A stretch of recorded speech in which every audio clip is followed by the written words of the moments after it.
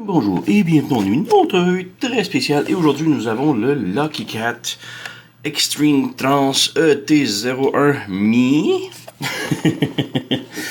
Donc oui, Lucky Cat qui faisait surtout des figurines qui se transforment en cubes, de Voltron que j'ai déjà fait revue, de Devastator qui est sorti il y a longtemps mais que j'ai aussi fait la revue et de Power Ranger tout récemment. Donc ouais, vraiment de très bonnes figurines. J'adore la compagnie Lucky Cat, j'ai hâte de voir qu'est-ce qu'ils vont faire d'autre.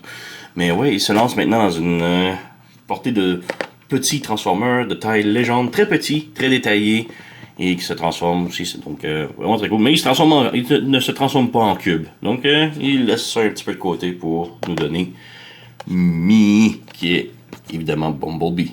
Donc voilà, on a la boîte ici. Honor to the end écrit tout croche. On a la petite bagnole ici. Donc oui, ça se transforme en une petite Volkswagen. Mais c'est le Bumblebee du film. Donc ouais. Alors c'est pas mal ça. On a un petit QR code ici si vous voulez aller voir le site officiel. Et ouais, c'est pas mal tout. Donc c'est son temps du temps avec la boîte. Ici avec la figurine et tout. Tout d'abord, on n'a pas d'instructions, on a un petit carton pour aller voir les instructions sur internet. Donc on a le site Bilibili ou de YouTube, qui est l'équivalent en Bilibili. Mais ouais, les instructions, j'ai pas tellement apprécié. Il y avait une ou deux erreurs que je tentais tellement avec des frustrations là, incroyables à essayer de le transformer. Il est petit. La transformation est très complexe, très complexe. Et en plus, les instructions sont pas très bonnes ici. C'est dans une autre vidéo que j'ai trouvé que j'avais une erreur, mais que le site officiel montrait en erreur également. Et l'autre site montrait comment le faire exactement. Donc ça allait tellement mieux rendu là. Mais bref, ouais, on a la figurine ici. On va revenir pour la transformation. Là. Donc, on a notre Bumblebee juste ici. Et on a un paquet de petits accessoires juste là. Voilà. Donc, ouais, Bumblebee est vraiment miniature. Et, bon, on a un paquet de petits armes ici. Donc, on a son blaster ici. Donc, un petit canon laser. C'est cool. Le bout peut pivoter. Rotation, mais on peut aussi l'enlever. Mais je comprends pas trop pourquoi l'enlever. Puisqu'il n'y a pas d'autre option à mettre là-dessus. Donc, voilà. On a un petit tab juste ici, et c'est pour brancher sur les bras. Donc peu importe le bras, gauche ou droit, on a un petit tab sur le bras ici. On vient brancher, et voilà, on a son canon. Donc, cool. On enlève ça. Et, ouais, petit bémol, c'est que ça ne tient pas énormément, les armes, là, donc, voilà, c'est vraiment dommage, là. Ça me fait ça pour à peu près tous les armes, donc, ouais, un petit peu dommage. On a une petite lame ici. Donc on a deux couteaux, en fond. Les deux sont quand même différents. Donc si je viens ici, on va montrer. Donc il y en a une qui est comme triangulaire et l'autre qui est pointue. Donc ouais. Mais sinon, ils sont pas mal très similaires. Et même connexion, avec le petit tab, on vient brancher ici sur le bras. De un. Et de deux de l'autre côté. Donc, comme je dis, ça ne tient pas énormément. Voilà. Voilà. Donc, on a ces armes. Quand même cool. Mais, comme je dis, celle-ci tient un petit peu mieux. Je sais pas si c'est le côté exactement. On va voir. Non, je crois que c'est vraiment le côté. Donc, c'est cela. Les armes tiennent pas énormément. C'est bien, mais bon. C'est ça. On a des remplacements de mains. Donc, on a deux petites mains ouvertes. Voilà. Ils sont sur des ball joints. Donc si on veut remplacer, on vient ici, on a deux points. On enlève le point et on vient serrer la main ici comme ça. Donc quand même cool. Le petit bémol, c'est que on peut pas transformer la figurine avec les mains ouvertes. Donc il faut absolument les poings fermés pour la transformation. Alors on va mettre les mains de côté et on va remettre le point. Voilà. Et voilà. Donc, quand même cool pour ça. Pour la tête, on a la tête par défaut ici, qui est quand même bien. C'est la tête Bumblebee, comme que tout le monde connaît. Mais pour l'échanger, il faut encore là l'enlever. Et un petit problème aussi, c'est qu'elle est lousse. Pour moi, en tout cas, la tête est très lousse. Donc, on peut enlever la tête et on met la nouvelle ici, qui est le Battle Mask. Donc, voilà. Donc vraiment très cool. Et un petit peu moins, un peu plus serré celle-ci. Pour les visages, par contre, c'est cool parce qu'on peut transformer peu importe avec la tête qui est dessus. Donc, il y a au moins ça. Mais pour les armes et les mains, il faut les armes et les mains de... Ben, il faut pas d'armes et il faut les mains en point de défaut. Donc, il y a ça. La tête peut monter et descendre un petit peu. Elle est comme sur un ball joint. C'est un petit peu difficile à voir, là. Mais elle est sur un ball joint. Donc, ouais. On va y remettre sa tête par défaut. Mais ouais, la tête par défaut, elle est un petit peu loose pour moi. Elle tient, mais elle spin vraiment hors de contrôle. Donc voilà. Et la figurine en tant que telle, comme je dis, elle est vraiment superbe. Elle a beaucoup de détails, de peinture, d'amour et tout, là. Vraiment, là, wow. Comme, bon, on a montré la tête, on a le plastron aussi qui a bien des détails, on a des lumières ici, on a du métallique sur les bras, sur le contour ici, les bottes. Donc il y a vraiment beaucoup de détails. Backpack ici, quand même, ça nettoie bien. On a le choix aussi, on peut comme pivoter ça ici, et ça lui donne ses ailes, un petit peu. Donc voilà, ça lui donne ses ailes en arrière. Je trouve ça quand même cool. Mais bon, on peut les mettre vers le bas aussi, cacher un peu plus. Donc voilà. La tête, bon, on l'a déjà vu, elle pivote, elle peut monter, descendre, ça fait focus. Les bras, on a un ball joint comme ça ici, mais on a un ball joint aussi à l'épaule. On a une rotation au biceps, on a le coude qui peut comme plier double joint, donc voilà. On a le poing qui est ball joint également, donc peut pivoter sans problème.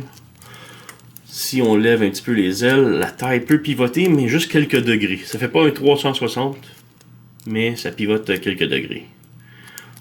Donc voilà, la jambe peut aller de l'avant, peut aller de l'arrière. On a une petite rotation, petite rotation en haut à la cuisse, mais on a une grosse rotation en bas puisque c'est un ball joint.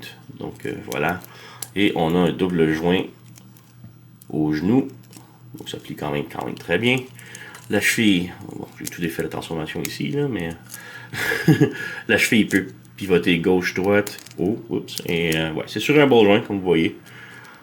Voilà, donc bas, haut, gauche-droite, pivoter, donc voilà, quand même beaucoup de range d'articulation. Et les ailes en arrière sont aussi sur des ball joints, donc on peut les pivoter comme l'on veut. Voilà. Alors, ouais, très belle petite figurine, mais vraiment miniature. Il y a beaucoup de détails dessus, j'adore. Mais la transformation souffre tellement à cause de sa taille, c'est incroyable. Petite comparaison ici, on a le New Age Bumblebee, qui est tout petit. On a le World's Smallest Bumblebee. Et on a le G1. Donc, on peut voir qu'il est très miniature. Je sortirai pas tous mes autres Bumblebee, là, j'ai vraiment pas envie. Mais on peut voir qu'il est vraiment très petit, là. Donc, très cool. Donc on peut maintenant passer à la transformation. Et du moins, je vais essayer de faire bien, parce que que la transformation est pas le fun.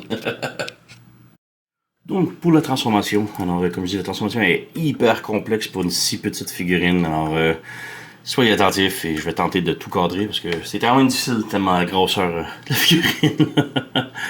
Donc tout d'abord, on prend son plastron ici, on le lève, on le débranche de l'avant ici, et on peut fermer les petits côtés ici comme ça.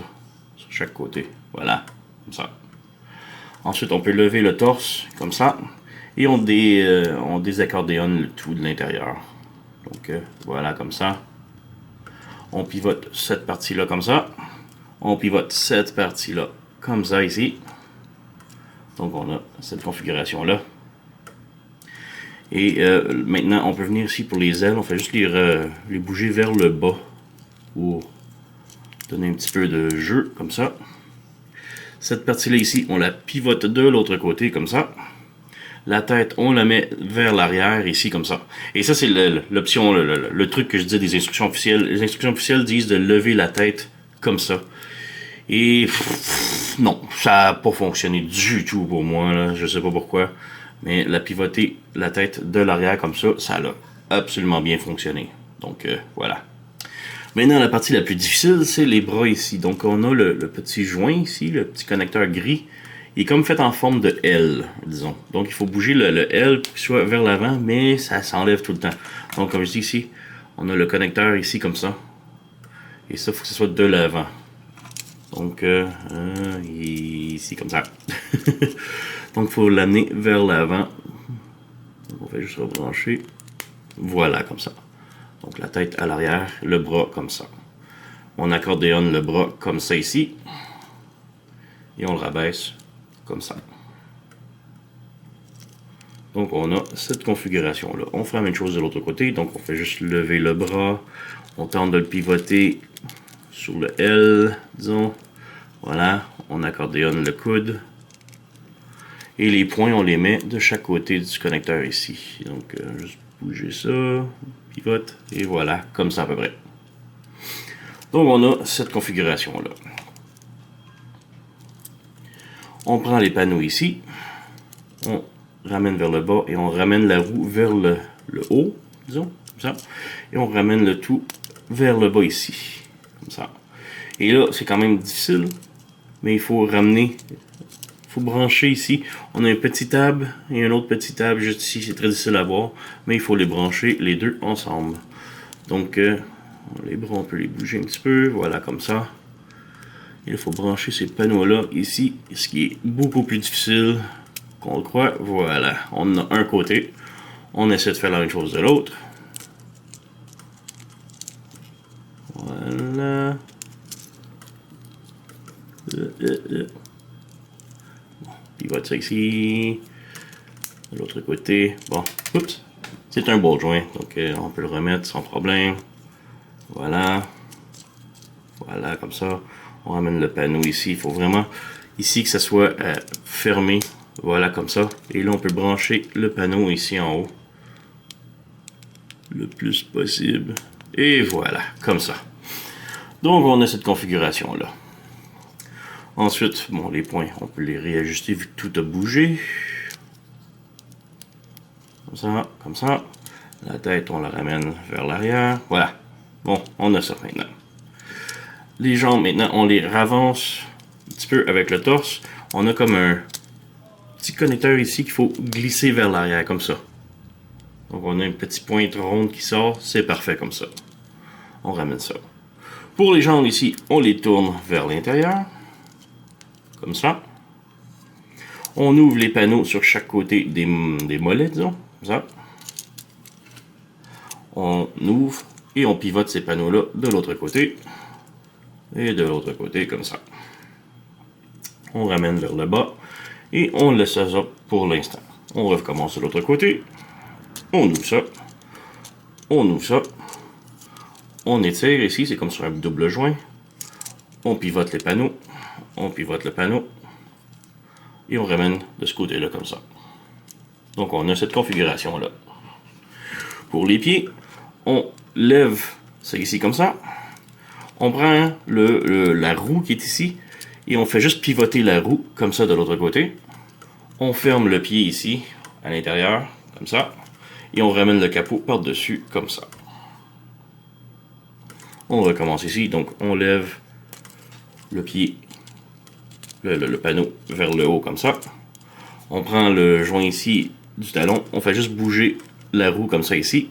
On laisse le pied là, on ferme le pied à l'intérieur. Ça, et on ramène le capot sur le dessus, comme ça. Donc on a cette configuration-là. Ensuite, on ramène les jambes vers l'avant. Vers l'avant, comme ça. Il faut insérer les points comme ça, à l'intérieur du capot. Voilà.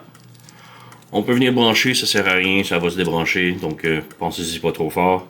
Mais ici en arrière, tout d'abord, on a les roues qui vont se brancher sur les cuisses. C'est très difficile à voir, mais on a un petit peg là qui va venir se brancher dans la cuisse. Donc on a un. Et j'ai l'autre. Et l'autre vient de brancher. Voilà, comme ça.